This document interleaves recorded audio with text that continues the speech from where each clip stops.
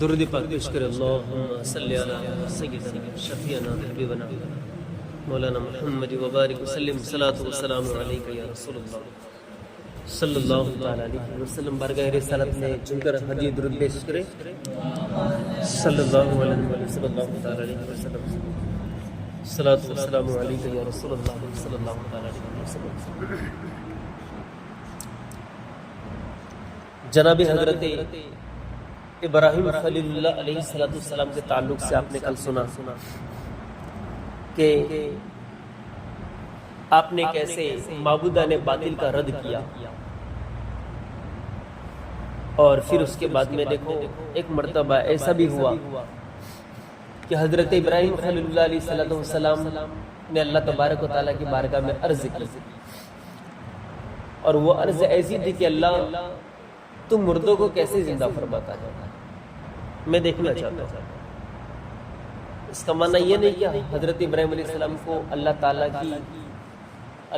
کے مرنے کے بعد زندہ کرنے پر کوئی شک تھا یا پھر یقین نہیں تھا، ایسا کچھ نہیں۔ اللہ تبارک و تعالیٰ مار کر زندہ فرماتا ہے، یہ حضرت ابراہیم علیہ السلام کو بالکل یقین، لیکن ایک ہوتا ہے کیا علم الیقین، جو یقینی علم ہوتا ہے، علم الیقین یعنی یقین ہے، اس کا کیا ہے کہ علم ہے، جانکاری، اور ایک ہوتا ہے عین الیقین۔ عین الیقین کا مطلب ہوتا ہے آنکھوں سے مشاہدہ کرنا، یعنی کہ آنکھ سے دیکھنا۔ تو حضرت ابراہیم علیہ السلام کو اس کا تو پتہ ہی تھا کہ بے شک اللہ تبارک و تعالیٰ کیا یہ مردوں کو زندہ فرماتا ہے، لیکن حضرت ابراہیم علیہ السلام نے کیا فرمایا کہ اللہ میں کیا کرنا چاہتا ہوں، آنکھوں سے دیکھنا چاہتا ہوں۔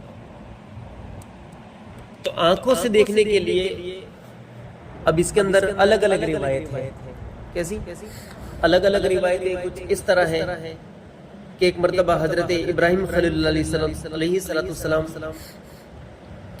سمندر کے کنارے، ندی کے کنارے جا رہے تھے، اور ایک انسان کیا ہے کہ ایسا مرا ہوا پڑا تھا، تو اس کو دیکھا کہ حضرت ابراہیم علیہ السلام نے آنکھوں سے دیکھا کہ اس انسان کو مچھلیوں کی سمندر میں رہنے والی، تیرنے والی مچھلیاں بھی کھا رہی ہیں،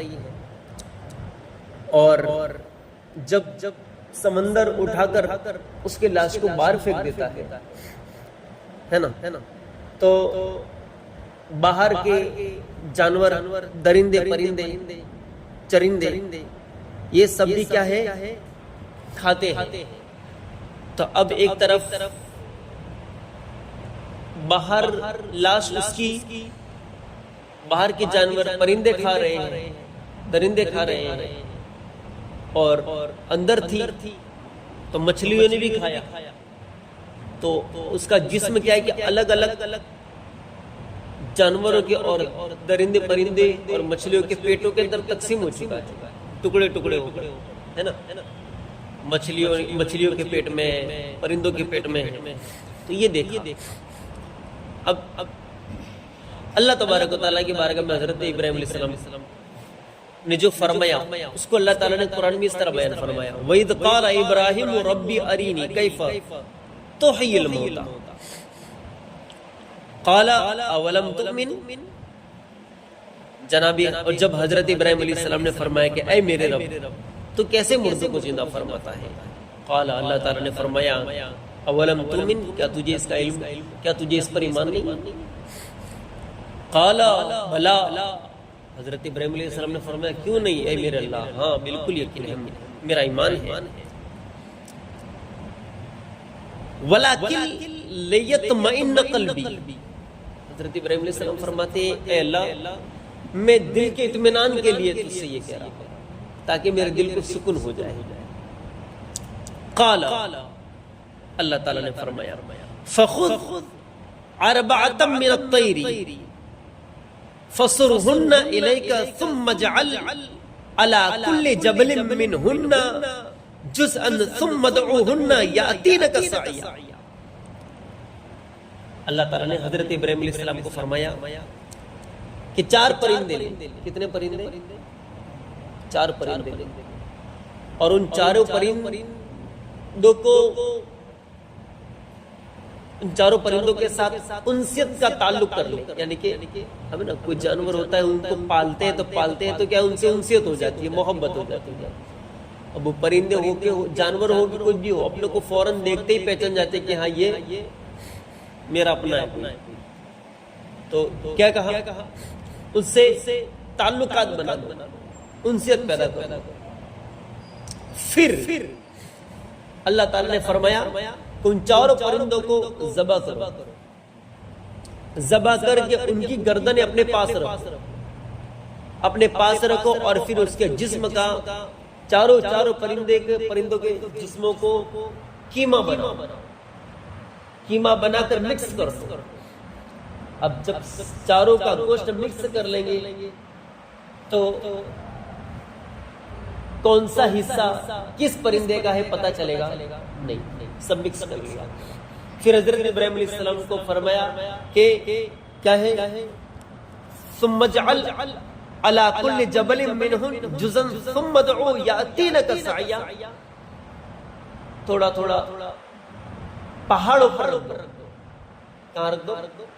پہاڑوں پر، الگ الگ پہاڑ کے اوپر رکھ دو تھوڑا گوشت اس کا. پھر اللہ تعالیٰ فرماتے ہیں ثم ادعوهن. اللہ فرماتا ہے ابراہیم اے میرے خلیل، پھر جن پرندوں کو تو نے ذبح کیا ہے نا، ان پرندوں کو تو بلا. کہہ دو سبحان اللہ. ان پرندوں کو تو بلا. یاتینک سعیا. اللہ اکبر. اللہ تعالیٰ فرماتا ہے جیسے تم آواز دو گے، ہماری قدرت کا کرشمہ تم دیکھو گے کہ جن پرندوں کا تم نے کیما بنا کر الگ الگ پہاڑوں پر تقسیم کر کے رکھا ہے. اللہ اکبر. حضرت ابراہیم علیہ السلام کو اللہ تعالیٰ فرماتا ہے وہ دوڑتے ہوئے تمہارے پاس آ جائیں گے. کیسے آ جائیں گے؟ وہ دوڑتے ہوئے تمہارے پاس آ جائیں گے. اللہ اکبر. حضرت ابراہیم علیہ السلام کا یہ کیا ہے کہ ایمان اور یقین علم. اب اس کو کیما بنا کر رکھا تو وہ جو پرندے تھے وہ کون سے پرندے تھے وہ بھی تو جاننا چاہیے، ہے نا. وہ 4 پرندے حضرت ابراہیم علیہ السلام نے لیے تھے. فرماتے ہیں ایک قول کے مطابق وہ مور تھا. کیا تھا؟ مور. دوسرا مرغ، تیسرا کبوتر، اور چوتھا کوا. مور، مرغ، کبوتر اور کوا.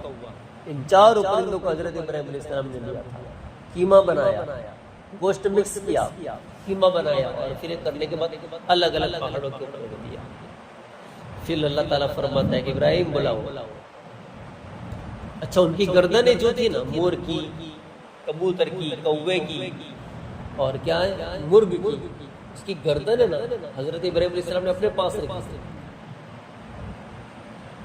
اب اندر فرمائے، تفسیر کے اندر آتا ہے، تفسیر کے اندر کہ باقاعدہ حضرت ابراہیم علیہ السلام وہ جو پرندوں کے گوشت جو تقسیم کر کے رکھے تھے، باقاعدہ حضرت ابراہیم علیہ السلام نے آنکھوں سے دیکھا کہ گوشت تقسیم ہو کر جو ادھر ادھر تھا وہ مکس، وہ کیا ہے کہ علیحدہ ہو کر جس پرندے کا جو گوشت تھا، جو بوٹی تھی، اس کے اندر ہو گئی، ڈھانچہ کمپلیٹ تیار ہو گیا. اور حضرت ابراہیم علیہ السلام کے بلانے پر حضرت ابراہیم علیہ السلام کے پاس وہ چلے آئے. پھر جس کی جو گردن تھی وہ گردن کے ساتھ کیا ہو گئی؟ جو اللہ اکبر. اللہ تعالیٰ نے یہ حضرت ابراہیم علیہ السلام کو کیا دکھایا؟ ایک مشاہدہ کرایا. وَعَلَمْ أَنَّ اللَّهَ عَزِيزٌ حَكِيمٌ. اب پتہ چلا، فرماتے ہیں کہ اور جان لو کہ اللہ تبارک و تعالیٰ ہی غالب اور حکمت والا ہے.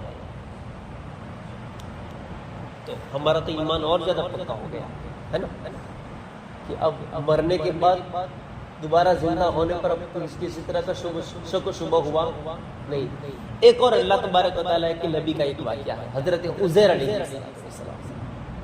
حضرت عزیر علیہ السلام اسی کے تعلق سے واقعہ ہے. انشاءاللہ اس کو میں بعد میں بتاؤں گا، بہت دلکش واقعہ ہے. انشاءاللہ اس کو کل یا پرسوں رکھتے ہیں، اللہ نے چاہا تو بھی تفسیر اس کو سمجھانے کی کوشش کروں گا. اللہ تعالیٰ کی بارگاہ میں دعا ہے مولا تعالیٰ ہم سب کو صراط مستقیم پر چلنے کی توفیق عطا فرمائے.